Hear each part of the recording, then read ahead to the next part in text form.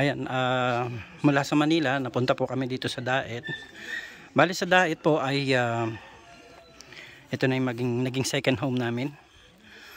Sa Manila meron po akong tatlong anak, kasi yung isang anak ko dapat apat po silang lahat.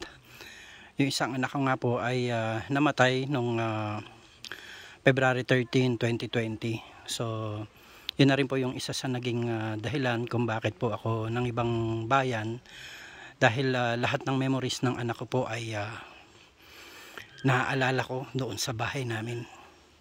Kaya mas sinikap ko po na lumayo at iwanan yung aming bahay.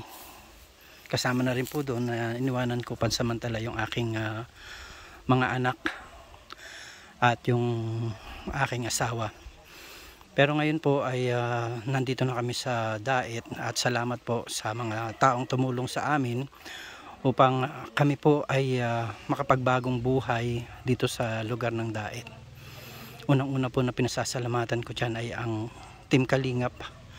Wala pong iba kundi si Kuya Bal Santos Matubang, Ate Edna Vlogs, dahil yung kanilang tahanan ay naging pansamantalang tahanan namin nung kami po ay nagsisimula dito po sa Daet.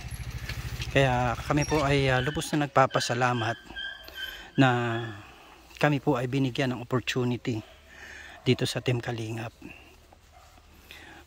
Sa Manila po ako po ay dating teacher, 10 taon po ako nagturo at naging rin po ako call center agent ng mga ilang panahon, at hanggang nagkaroon nga po ako ng sarili kong business, at yung business ko po na yon ay dumating din sa pagkalugi dahil po nung namatay ang aking anak, nawalan po ako ng ganang magtrabaho.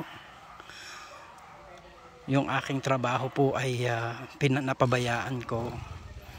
Mayroon akong pagkakasala na nagawa sa pamilya ko, kasi nung ako po ay nasobrahan siguro sa lungkot ng pagkamatay ng anak ko, nawalan po ako ng gana sa lahat ng bagay. Yung aking trabaho iniwanan ko hanggang sa nalubog kami sa sobrang pagkakautang dahil nalugi po ang aming kumpanya, na ang dahilan po nito ay nawalan po ako ng gana makipag-usap sa mga tao na kakontrata ko sa lahat ng trabaho na yan.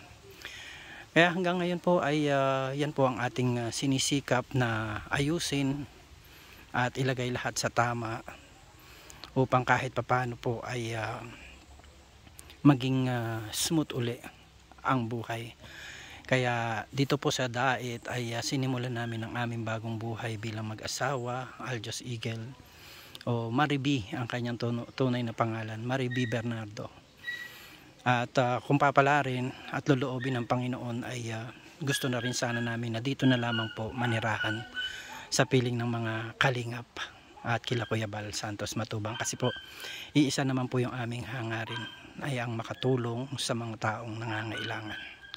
Kaya maraming salamat po sa inyong lahat na patuloy po ninyo kaming suportahan. Magandang buhay po sa ating lahat. God bless.